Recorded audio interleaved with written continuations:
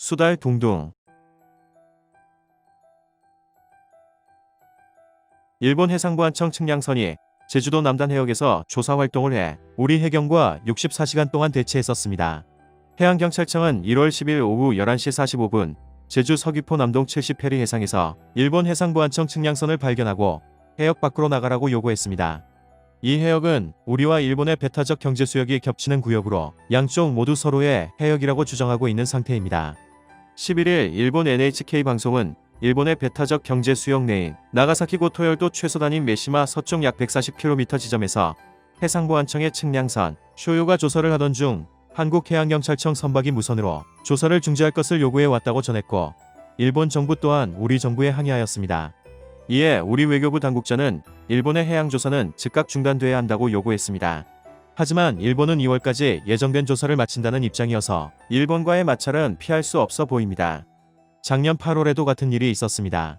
일본 해상보안청은 8월 15일 동중국해에 일본의 배타적 경제수역 내에서 해양조사를 하던 일본 해상보안청 소속 측량선이 한국해양경찰청 선박으로부터 중단 요구를 받았다고 발표했고, 이는 부당하다고 외교 루트를 통해 한국 정부에 항의했습니다. EEZ는 익스클루시브 이코노믹 존의 약자로 배타적 경제수역을 말합니다. EEZ는 자국 연안에서 200캐리까지의 수역에 대해 천연자원의 탐사 개발 및 보존, 해양환경의 보존과 과학적 조사 활동 등 모든 주권적 권리를 인정하는 유엔 해양법상의 개념입니다. 인접국 간 수역이 겹칠 경우 중첩수역으로 상호협의로 정하게 됩니다. 한국과 일본은 바다를 사이에 두고 가까이 있기에 이 중첩수역 내에서의 날카로운 신경전을 펼칠 수밖에 없지요. 이번에 한국 해경 선박과 일본 측 선박이 대치한 곳 역시 제주 동남쪽 해상으로 한국과 일본의 양쪽 연안에서 200캐리 범위에 있는 중첩수역으로 알려졌습니다. 사실 한일 두 나라 사이에는 1998년 신한일 어업협정은 타결되었으나 이즈베타적 경제수역 협정은 하지 않은 상태입니다.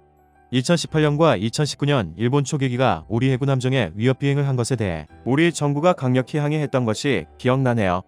2019년 국방부의 발표에 따르면 지난해 12월 20일 일본의 적어도 근접 위협 비행과 관련하여 그동안 우리 한국은 인내하면서 절제된 대응을 하였음에도 불구하고 일본은 올해 1월 18일과 1월 22일에도 우리 해군 함정에 대하여 근접 위협 비행을 실시했다고 밝혔습니다. 일본 P-1 초계기는 지난 2019년 1월 18일 오전 11시 39분쯤 울산 동남방 83km 해역에서 해군 이지스 구축함인 율곡 2함을 향해 1840m 거리에서 고도 60에서 70m 상공까지 접근했었습니다. 이곳은 한국방공식별구역 외곽 해역입니다.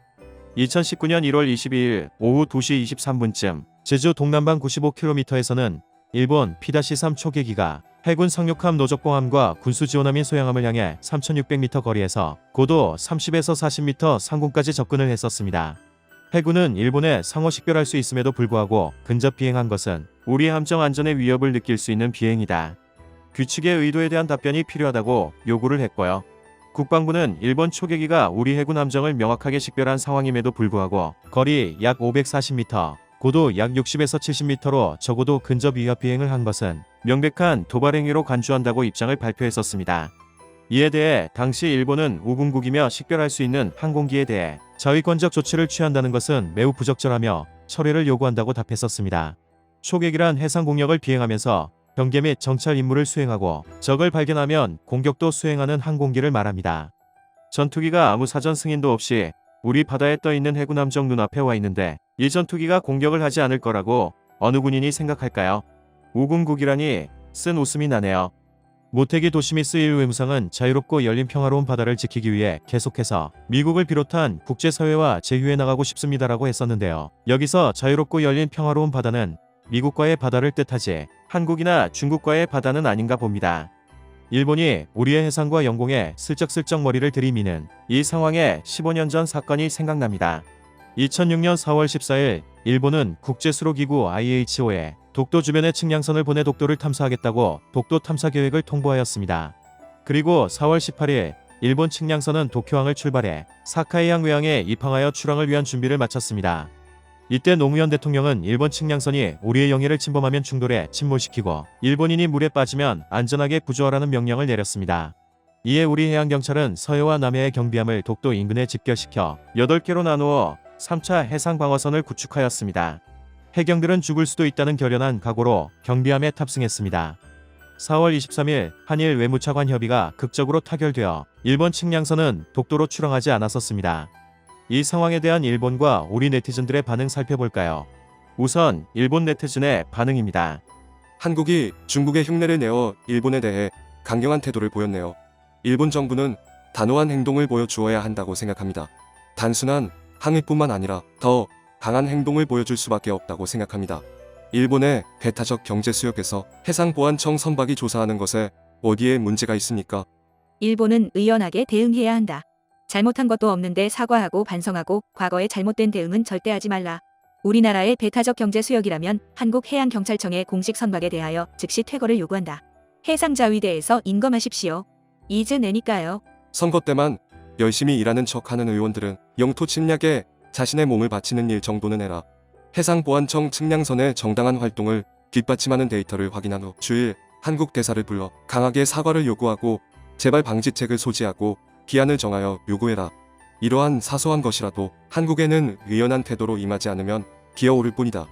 일본의 배타적 경제 수역에서의 해양조사이므로 한국 양해 필요 없음. 일본 정부는 왜 독도에서 철수 같은 짓을 했는지. 하여튼 일본 정부가 강하게 하지 않으면 일본의 영토를 타국이 모두 가져가게 됩니다. 우리 네티즌들의 반응은 다음과 같습니다. 즉시 격침시켜라. 어이가 없다. 중첩 수역이면 동의가 필요하고 동의 없는 자의적 행위라면 한국을 무시하는 일 밀어내야 한다. 무시하는 관행에 쐐기를 박아야 한다. 강력 대응으로 침략 근성 버릇을 고쳐줘야 합니다. 수고에 응원합니다. 남쪽으로 시선 끌고 동쪽으로 신축외환 일으키려고 하나? 저들이 독도를 자기네 땅이라고 우기고 자료 남기고 항의하는 이유는 명분을 삼기 위해서입니다. 이번 일도 저들의 명분을 쌓게 해서는 안 됩니다. 제주해양경찰청에 격려의 박수를 보냅니다. 국경 침입인데 군 출동해서 침몰시켜라. 지금까지 시사와 지식을 쉽게 알려드리는 수달둥둥이었고요. 영상이 마음에 드셨다면 구독과 좋아요, 알림 설정 부탁드립니다. 구독은 무료입니다. 감사합니다.